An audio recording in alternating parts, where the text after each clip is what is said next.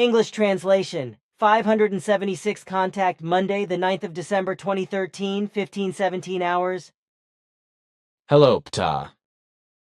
Greetings, my son. Sorry I am a little late.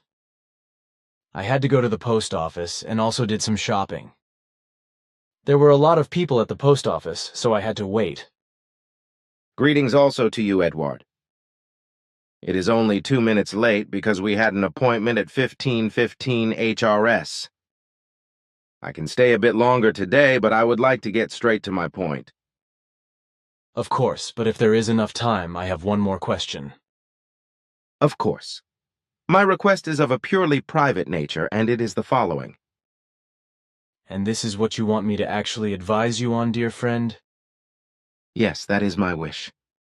If you say so, dear friend, then of course I am delighted and honored in particular that you do me this honor. Well, that I may be allowed to advise you in such a matter. I never imagined anything like this.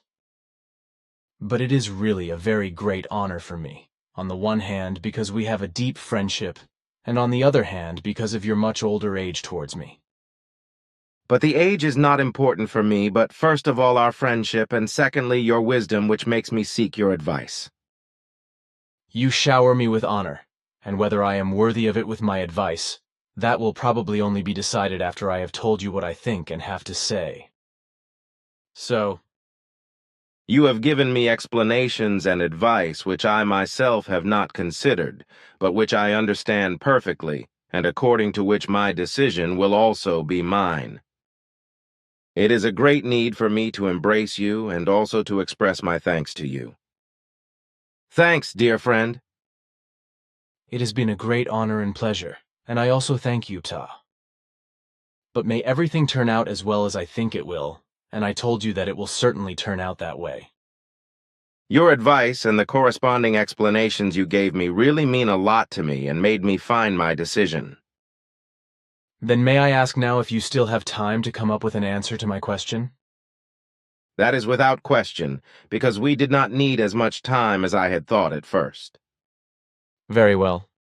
My question refers to the fine fluidalness of fine spiritual perceptions, of telepathy, levitation and teleportation, etc., as well as also to the effective truth which alone comes from reality.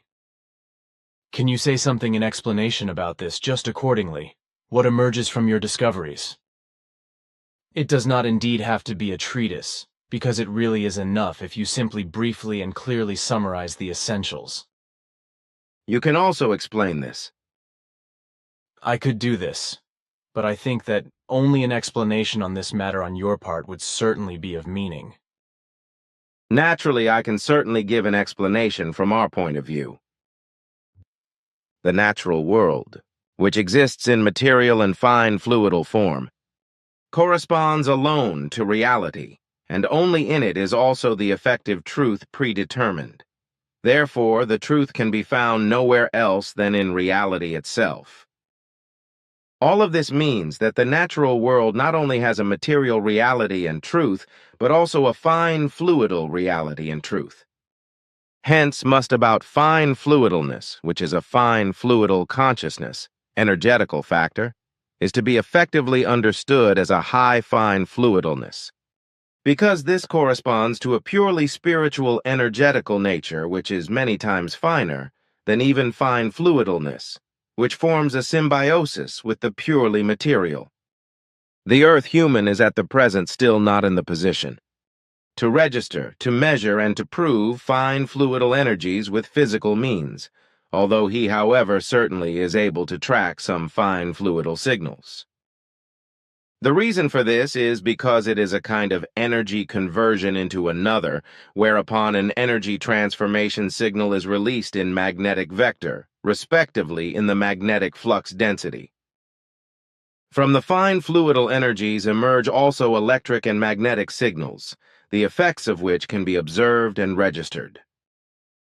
The fine fluidal energies which exist in connection with human beings are aroused, respectively created by the humans themselves, whereupon in this case the size and number of electrons increases. And when the fine fluidal energy is released from the human being, then he can also consciously steer the flow of this energy. whereby the interaction, respectively the mutual influencing of one another between the consciousness and the electrons themselves, is effective over very great distances. Fundamentally, the fine fluidal energies follow completely different laws than is the case with the material energies. The fine fluidal energies have different and unique characteristics when they are emitted, respectively radiated. Also to explain about this is that they are, however, not only a kind of fine fluidal energy, but are more than this. Consequently, every one of the fine fluidal kind expands also in a totally different space-time realm. These different realms thus correspond to different levels of reality. Just like those different ones which are purely human associated, like however also those which are connected to fine spiritual perceptions, which spring from the spiritual realm of the Gemut. On the fine fluidal energy, which flows from the highest realm, is therefore that which arrives from the spiritual Gemut realm via the spiritual in the material subconsciousness, and then ultimately into the material consciousness. Therefore, this fine fluidal energy virtually flows from above to below. In the human fine fluidal realm, each fine fluidal level as a kind of transparent copy or plane is put at the disposal of the next following level. When then the fine fluidal energy enters into the next level, then it aligns itself to this, informs itself, and it learns as well. In each of these levels, totally different laws are given. And regarding this is because the energy increasingly compresses itself, and I mean from above to below, consequently therefore to the densest level which corresponds to the physical realm. The fine fluidal level lies directly above the physical level. The energies of the fine fluidal levels penetrate all levels of material existence and form therein accordingly the polarity principle of the atom and molecule, which indeed forms the foundation of coarse matter. The consciousness of the human is integrated with the lowest fine fluidal level, as well as, however, also with those which lie above it. As a result, patterns are created which are relevant for the material realm and which work like a force field, which the human connects with in the next energy level in him. Therefore, the physical level takes up a positive space-time frame, which is electromagnetic in the main way, and whereupon in this, just like with a magnet, opposites attract. Then, the potential diminishes with time, while a condition emerges, which in fact brings about a disorderly effect, which truthfully, however, is well ordered. The fine fluidal level, on the other hand, is a negative space-time area, which corresponds to a very high electromagnetic form and similar to a magnet attracts towards itself. The potential of the well-ordered disorderliness diminishes with time, which is why everything becomes clear. In regard to the human, it can be said that those communications to the material level come into being via the seven senses. However, if then the fine fluidal level and all of those above are to be reached, for this he must make use of his intuition, which is anchored in the seventh sense, namely in fine spiritual perception. With fine fluidity, the pineal gland acts as an antenna, recognizes the conscious-like signals, and sends these from the physical to the higher fine fluidal levels. The fine fluidal structures interact, however, also between the fine fluidal levels and the physical material consciousness.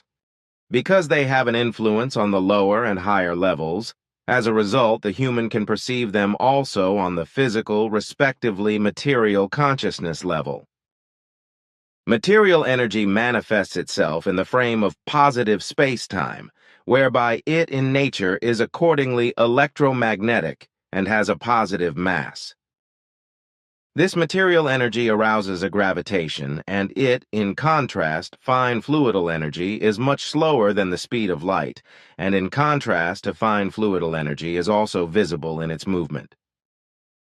Fine fluidal energy occupies thus another space-time, and manifests itself in the bounds of negative space-time, wherein it has a negative mass. In inner nature, accordingly, it is magnetic and moves with a speed above the speed of light speed. The fine-fluidal energy is responsible for that, which the Earth human describes as paranormal energy, which is used for telekinesis, teleportation, levitation and telepathy, etc. This fine-fluidal energy, however, cannot be seen with the eyes, but can only be perceived in a fine spiritual perception-like way by humans, which then, according to Earth human sense, is to be understood as paranormal effect. Fine-fluidal energy still cannot be detected by Earth science, as well as also not with corresponding apparatuses and measuring devices, because such still do not exist. So it is also still very difficult for the scientists to understand completely or even explain efficiently fine-fluidal energy. The natural world in materiality and fine fluidness is by the human as reality, to respect and to understand as wisdom of development of the creational natural laws. Therefore, the human has to give up his resistance against this and to develop totally and knowledgeably evolutively, because only then, when effective reality is perceived, understood, and accepted, can it also be recognized and understood that alone the truth comes from it. There is not something other than reality, from which a truth could come, because what is not materially or fine-fluidally existent can also not involve truth and not be proved, just like a faith, be it religious, sectarian, or other form, which is not existent on a material or fine-fluidal level. The natural world in material form corresponds to all of that, which is seen with clear eyes and which smell and sense-like can be perceived and which materially can be recorded. The natural world in fine-fluidal form corresponds to all of that, which can be perceived only fine spiritual perception-like and through the fine-fluidal senses. The fine-fluidal senses are taken up in the pineal gland and aligned therein, so that when impulses, etc., manifest themselves in fine-fluidal forms, these are revealed as an inner recognition and as an inner perception. The registering of fine spiritual perceptions is therefore not in the material, but established in the fine-fluidal realm of perception, because these values underpin fine-fluidal energies and vibrations, which are many times finer than those of the normal consciousness and of the thoughts and feelings. The term fine-fluidalness describes therefore the form of fine matter, which is finer and more active than coarse material matter, which builds up the body. The asserted, the fine-fluidal, exists then between matter and non-matter and serves for the explanation of an interaction between both elements, or to be more precise, for the explanation of non-material phenomena in general. Therefore, behind the coarse material experiential reality is a fine-fluidal world, which penetrates all matter and through which the human can perceive fine spiritual perceptions, which on the one hand from the spiritual gamut area by way of the subconscious forms and the pineal gland penetrates into a fine fluidal level of the consciousness. Or, there are on the other hand, fine spiritual perception impulses, which go out from other sources and via the pineal gland arrive into the levels of the material consciousness, which is given the ability to receive the fine fluidal information from the pineal gland and to forward this into the daily consciousness. Thanks for the explanation. If you still have time, I would like to ask you something. Of course, because I already said that today my time is not short. Sure, you said so. Switzerland is once again playing politics in matters pertaining to mass immigration and the free movement of persons. In which case, the EU dictatorship of course also has its dirty fingers in the pie, so that even more human beings from foreign states can come into the country and then ultimately stay here. The EU dictatorship is simply dictatorially coercing Switzerland to do as it is told. Otherwise, the bilateral agreements that have been negotiated so far will be suspended. This means that there is a roaring dictatorship and compulsory Gewaltsamkeit and sheer coercion by the EU government in Brussels. something that the government officials and the Swiss people are simply putting up with. Thus, Switzerland, as was the case with all EU states that were at least partly halfway democracies, will soon have to kiss goodbye to its traditional and highly praised democracy. While Switzerland is, however, truthfully only a partial democracy, because the people have little or no say in many things and are also influenced and directed by political parties. But we have security and peace in our Swiss country, at least as long as these values are not demolished by the EU. And fortunately, we do not have any belligerent endeavors abroad, as is on the contrary the case with the EU states, which causes enormous costs that have to be paid for by the EU countries, in which case during such belligerent endeavors also time and again many human lives have to be mourned. For my part, I am satisfied here in Switzerland, because I do not allow myself to be kept away from all the many good, positive and valuable things that my home country offers me. And this even if I am not in conformity with various wrong political things and machinations that bring harm to Switzerland in many different respects. But back to the free movement of persons. You know that I have nothing against foreigners in principle, because I have been traveling for about 15 years in more than 36 states and have worked with the locals. In the process, I have learnt about a great many human beings and their mentalities, etc., just as I have also won many friends among them.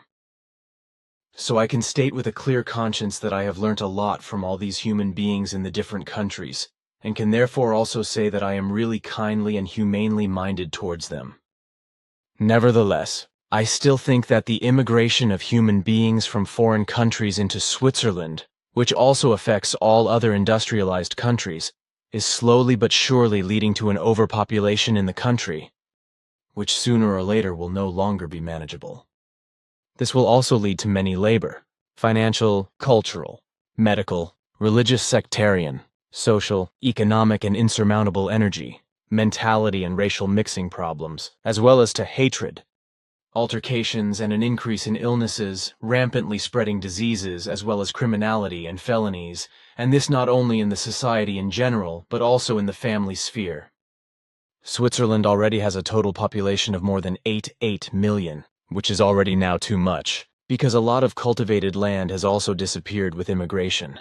And this will also continue with a further immigration, namely by inevitably building new homes, roads and other traffic routes as well as all other kinds of buildings, and by using cultivated land for senseless activities, thereby building badly and concreting over more and more usable and fertile land. So it will not be long until there is no more fertile cultivated land that can be used to grow food. This means that more and more farms, shops of gardeners and private gardens will disappear, with the result that Switzerland will ultimately become completely dependent on foreign countries for its food supply. That is to say, all those countries that still have enough space and cultivated land to be able to sustain farms, gardening businesses, and private gardens. Another factor originating from an immigration is that the human beings become increasingly estranged from one another, as well as the fact that they are no longer able to communicate with each other due to a lack of languages or confusion over languages. Just as they have less and less freedom of movement because the space for each individual human being is becoming increasingly more scarce. In addition to this, there is the devastating fact, which has already been looming for decades and is getting ever more worse, that healthy, right and positive thoughts and feelings are no longer being nourished, logically followed, realized, fulfilled, and practiced. As a result, the human being is no longer able to live a right life, because he or she can no longer build up the right interpersonal relationships and genuine feelings for the fellow human beings, as well as the fauna and flora. This is because he or she now only lives and freely reigns in sheer egoism for him or herself, and indulges only in his or her own selfish requirements, and quite without any consideration of losses for others. In fact, he or she has forgotten how to logically follow, realize, fulfill, and practice better thoughts and feelings so as to be able to live better, and also create and maintain good and healthy interpersonal relationships.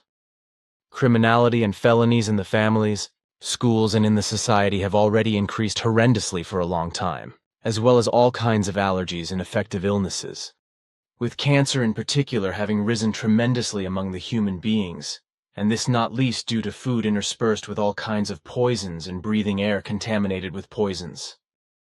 Morals are also no longer being logically followed, realized, fulfilled, and practiced, let alone understood in terms of what morals actually mean. Namely, that they are the actual fulfillment of the values of duty, obedience, law, tradition, custom, and regulations, with the basic foundation of all moral behavior taking first place. About this I wrote the following last Thursday, thus on the night of the 5th of December. Morality. Morality is the actual fulfillment of the values of duty, obedience, law, morality, custom, and order, with the basic set of moral conduct being the first priority. In the past, the human being used to relate morality to the Bible, and consequently religions and sects claimed and still claim that the advent of morality was their work. This, however, corresponds to a sheer selfish religious sectarian lie, because the basic impulses of morality have been given to the human being since time immemorial by the creational natural laws and recommendations. Subsequently, they slumber within him and only have to be awakened, perceived, processed, and implemented in life by him. Immanuel Kant came somewhat close to the truth, but without fathoming the actual truth, for he explained that it was not an imaginary and supposed God who effectively does not exist, who was the originator of the human being's morality, but that it was the human being himself who had to try to solve the questions of morality with the help of his intellect. The term morality comes from the Latin word moralis, which actually means custom and the like. A custom is a human way of dealing with people or a form of behavior in the form of a habit. Morality mainly describes actions that the human being or society expects from fellow human beings, with the aim of ensuring that the human being shows a certain moral and correct behavior. Morality is the opposite of evil actions and behavior, and therefore in this case it is called good morality, when the human being expresses it mainly through behavior that is generally considered to be correct, good, and just. If, for example, help is given to settle a conflict between the human beings peacefully and without violence, then this corresponds to a morally good action and attitude. Morality finds its true origin in the deep inside of the human being itself, namely, as explained, in impulses of creational natural laws and recommendations. These impulses are expressed through conscious or through unconscious and undefined thoughts and feelings, which are evaluated as fear, disgust, or hatred, bad, evil morality, as well as joy, exultation, and love, etc. Good morality. Morality, however, depends fundamentally on the family and on education, as well as on society, being the sum of the values and ideas on which it is based and which are considered correct by the human beings, without being able to give any particular reasons for this. What is considered correct is considered morally good and irreproachable. And the human beings, families, people, communities, societies, religions, and sects have different moral concepts, and therefore there are huge differences. Morals can therefore relate to the customs of a community, society, organization, religion, or sect, as well as to the actions, pronunciation, deeds, and behavior of an individual person. The field of morality, that is to say everything that deals with moral action and all moral behavior, is called ethics by another term. Ethics is the actual teaching of morality, just as biology is the teaching of the life forms. Virtues. In the life of the human beings of today, virtues have lagged behind all good and correct behavior, and have done so for decades, as has good and healthy morality.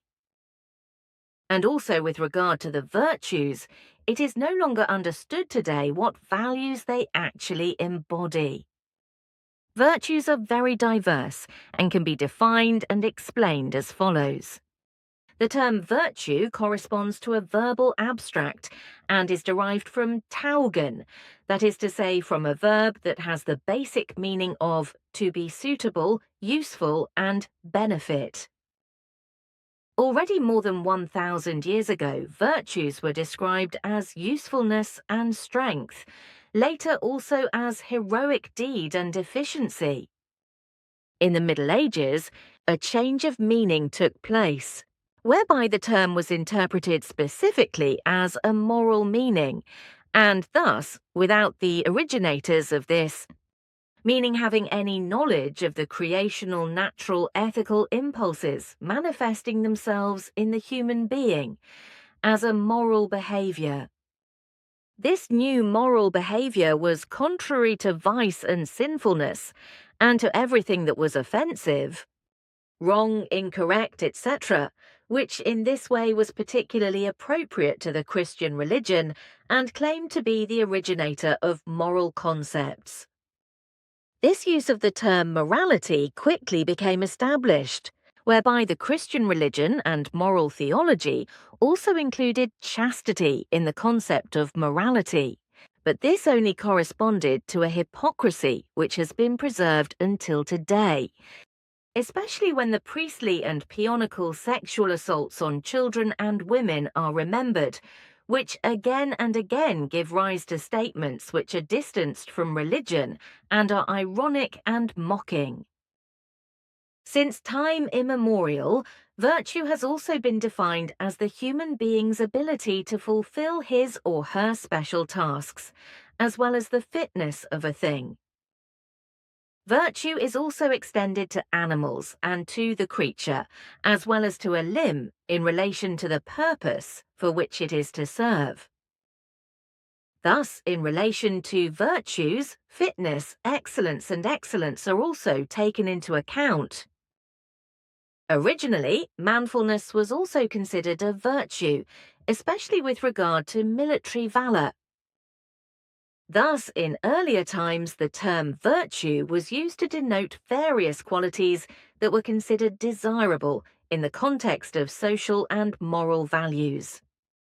From the Middle Ages onwards, 4 classical basic virtues were then and continue to be considered particularly valuable, namely the so-called cardinal virtues of justice, wisdom, moderation, and bravery. Plato's theory of the basic virtues set the tone for the entire moral theory of virtue, while for Aristotle, virtue was the way to make life happy, according to the principle that life is happy when the human being realizes the possibilities that exist in him fundamentally. Thus, Aristotle already suspected the moral faculties in the deepest depths of the human being, even if he did not yet know anything about their impulses, which are given by the creational natural laws and recommendations in man. The Christian religion correctly refers to the virtues of the 10 Commandments of the Bible on the one hand, and on the other hand to the values that Emmanuel supposedly called Jesus Christ taught, that is to say, mercy, peaceableness, justice, helpfulness, charity, and gentleness, which is the right thing to do, since Emmanuel really did teach these virtues. But as it cannot be any other way in a religion, of course, the purity of heart and praying, fasting, faith and humility, hope and love were also invented as heavenly beatitudes, and thus declared as virtues. But this contradicts reality because such beatitudes or virtues correspond to pure Christian religious sectarian inventions in order to misleadingly tie human beings to a prescribed faith. Thus, such alleged virtues have nothing to do with real moral concepts, but only with religious and sectarian deceptions and lies. Well, virtues are even more than those mentioned so far, because in the course of time, for more than 1,000 years, other values have also been added, such as integrity, diligence, loyalty, goodwill, patience, serenity, and truthfulness, understanding, cultivation of goodness and humanity, honor, peaceableness, and dignity, as well as strength and courage. The strength of will, sincerity, honesty and modesty, bravery, attentiveness, prudence, consistency, and discipline. Decency, peaceableness, attention, sincerity, perseverance, prudence, honesty, fairness and conscientiousness. Generosity, loyalty and charity, openness, determination, righteousness, independence, objectivity, self-control, sense of order, self-determination, chivalry and solidarity are also considered virtues. Tolerance, contentment, steadfastness, warmth, responsibility, reliability, independence, understanding and reason, as well as discretion and wisdom, are also mentioned as virtues.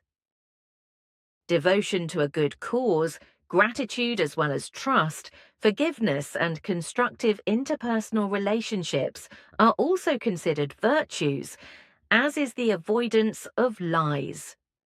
Finally, thriftiness and tidiness are also called virtues, as are thanks and courtesy. Although these two values only correspond to one virtue each, if they are meant honestly and effectively include thanks and courtesy in an honest way, or do not simply correspond to a habit of gratitude and courtesy without their value really being given. Cleanliness and punctuality and good, correct social and economic conformity are also considered virtues, which have found their way into the human being's thought, feeling, action, and deed patterns of behavior. Sim Yase, Silver Star Center, the 5th of December 2013, 1:02 hours Billy. What more can I say to all that you have broadly explained? The whole thing needs no further elaboration or explanation.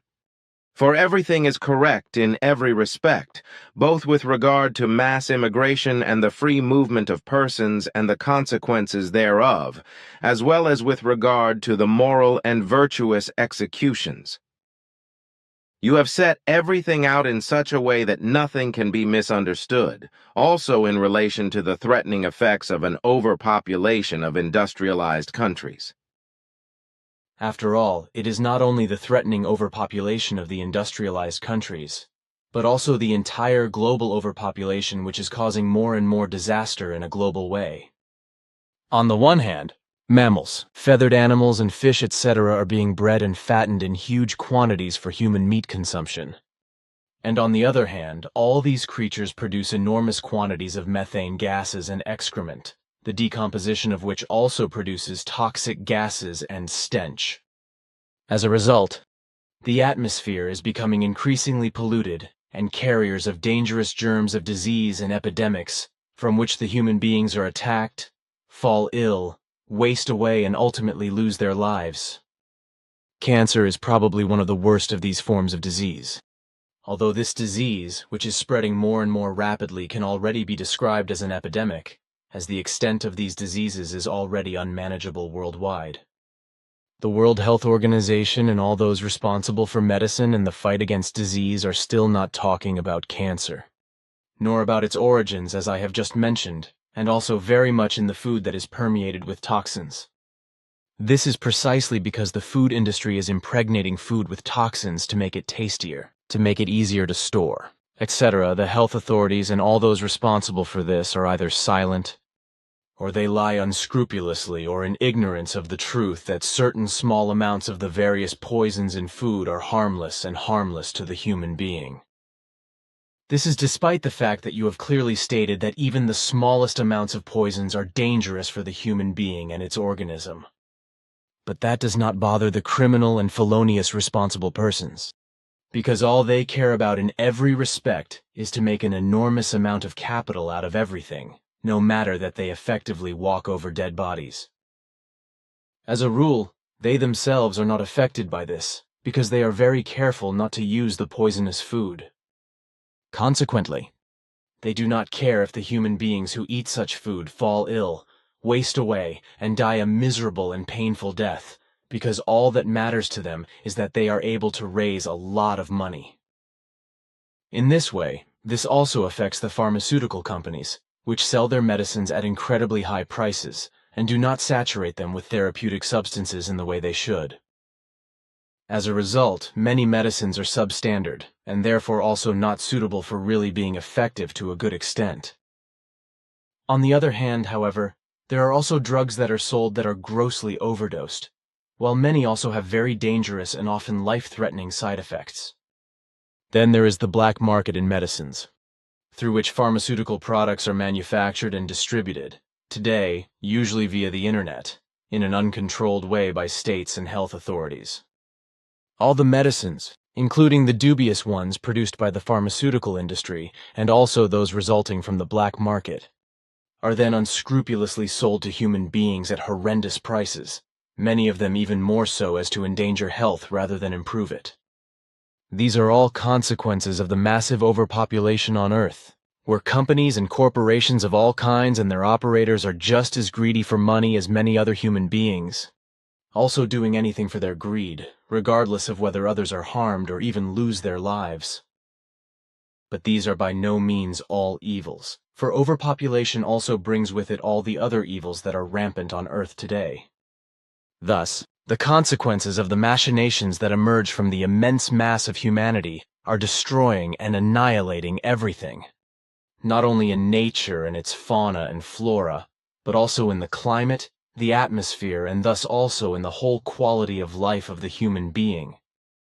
This also includes the extermination of all kinds of plant, animal and wildlife species, aquatic life, birds and other feathered life forms, as well as amphibians, reptiles and vital insects, etc. The atmosphere is also polluted by toxic fumes and radiation, etc., as well as by massive electromagnetic oscillations, which also cause diseases in the human being and trigger various forms of cancer.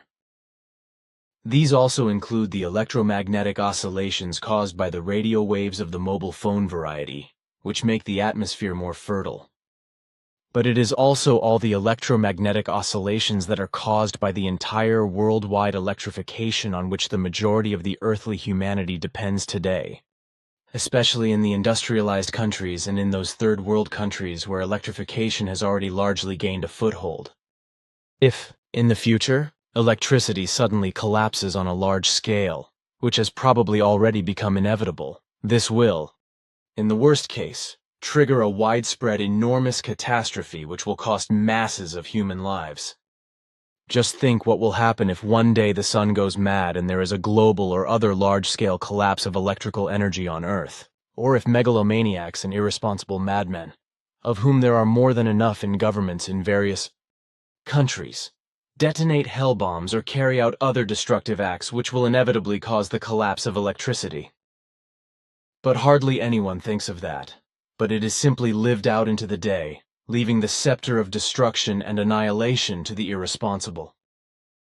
If, however, the human beings who are concerned about it are not able to do anything about it and are annoyed about it, or they are grieving about it, up to and including psychological problems.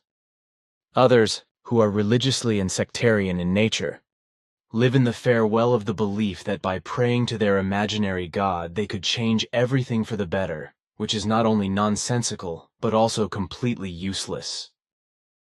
Unfortunately, their delusional belief makes them unaware that they are living in an illusory world, and therefore not in reality, and therefore also not with its truth. In their delusion of faith they are completely blinded and do not grasp the truth that it is not an imaginary God, Son of God, angel or saint who can prevent the threatening evils, but only they, the humble praying and fearful of God, who are the only ones who pray. They do not understand that they themselves as human beings must change their wrong, delusional, and degenerate behavior and lead them to the better, good, and correct. Through their delusional belief, they do not understand that it is basically they themselves who hold everything in their hands, and that they are a part of the whole, and as individuals must do everything to change themselves first of all for the good and correct, in order to thereby also encourage their neighbors and fellow human beings to change. And only then, when the human being as an individual reflects on the better, the good and the correct and transfers everything to his fellow human beings, can it become possible that they too can change and begin to orient all their behavior towards the better, the good, and the correct. And if this happens, then little by little the whole of humanity will also change and begin to see reality and its truth as everything really is. Only then, when the human being and also the whole community of mankind makes an effort for the better, good, positive, and correct, and really transforms everything into reality, everything changes and transforms for the better, good, positive, and correct. Only in this way can true love arise in the human being as well as love of neighbor, effective peace, freedom, and harmony.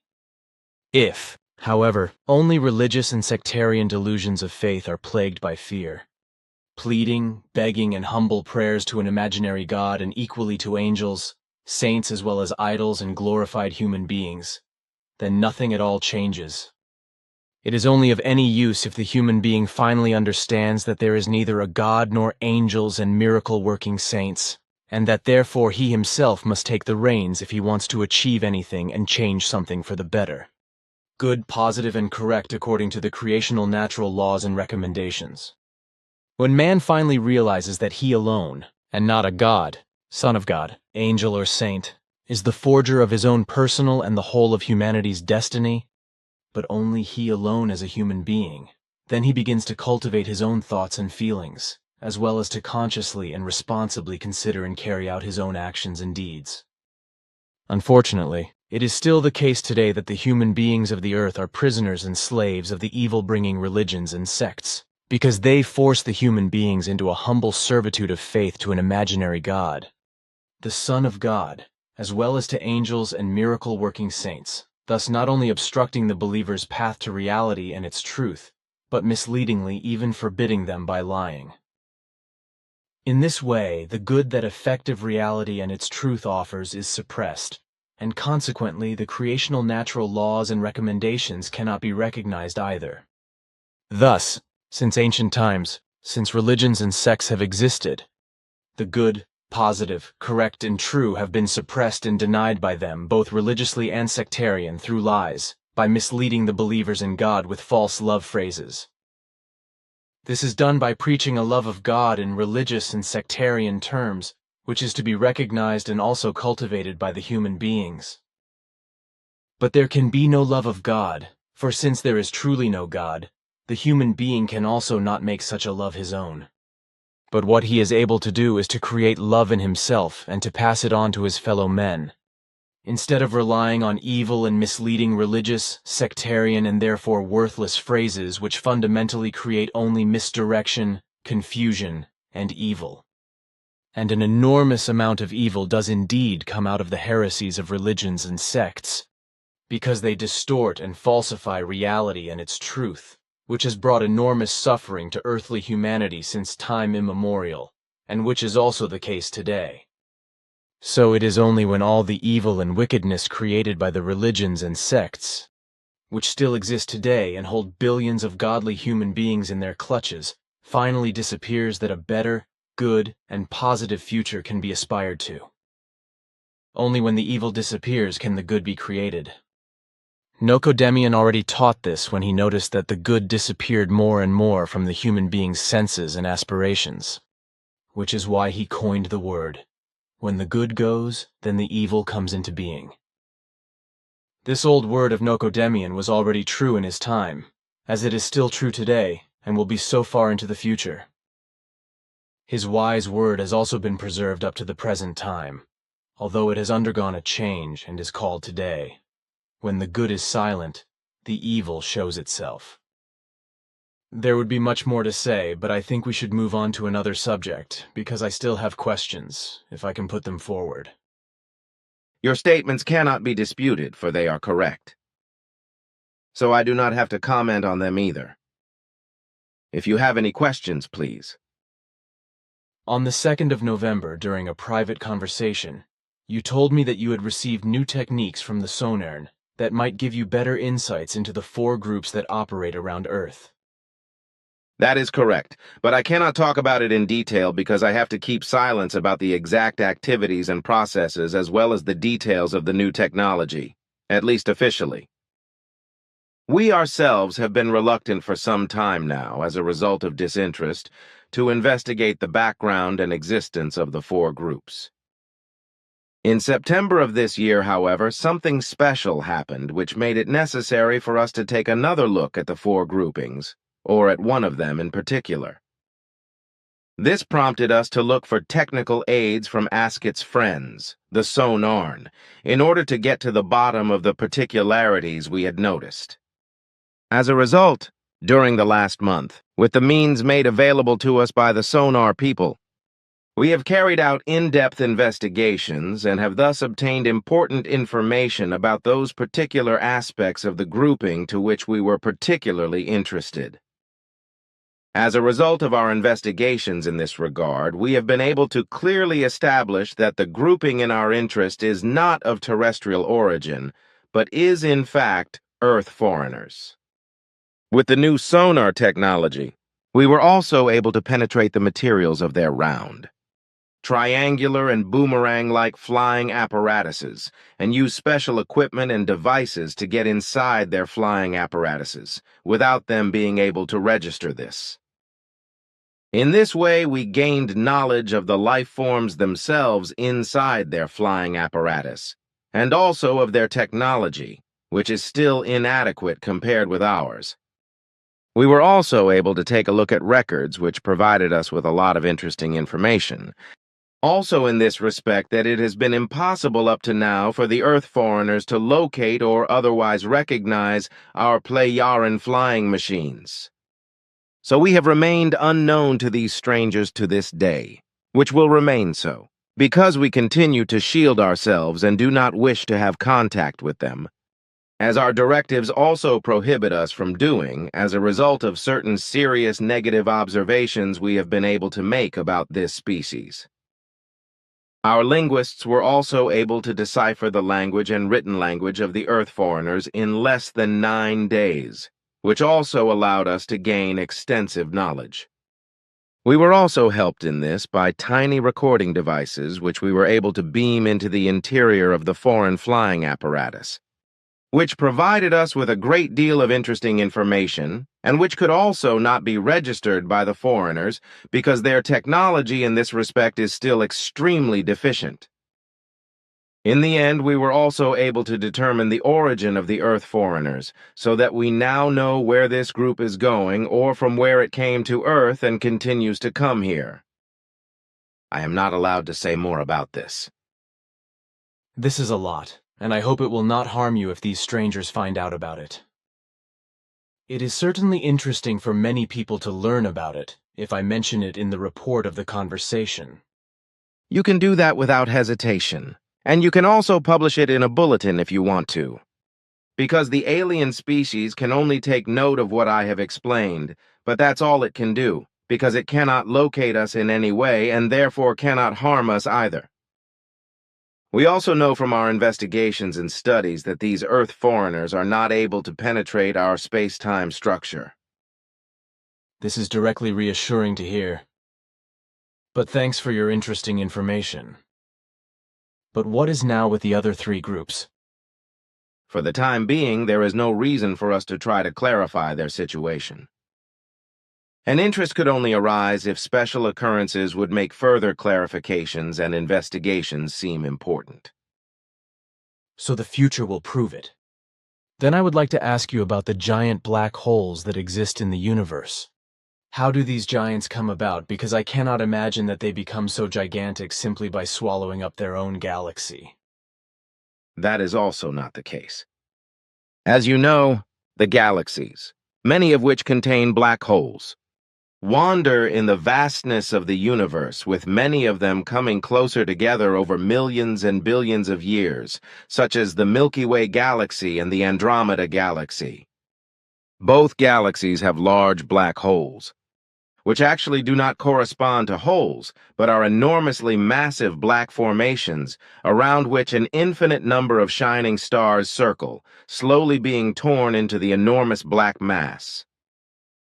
As galaxies approach each other, they orbit each other and are torn apart, and in the end, the black holes also attract each other and merge, creating enormous giants of black holes.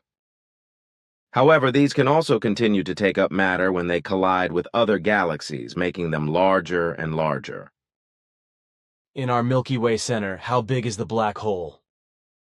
The black hole is about 10 times larger than the Sun in the Solar system, and its mass is also millions of times larger than the Sun. Then another question. Have you once again dealt with the strange events that keep happening here with us? You also said on December 5th that you would ask the Sonerne if they have any possibilities to clarify this matter. We have also received new equipment and devices for this purpose, but so far we have not been able to use them and carry out examinations. But we will come back to this again when the time permits. Then that was my last question. For my part, I have the following, which should be discussed privately.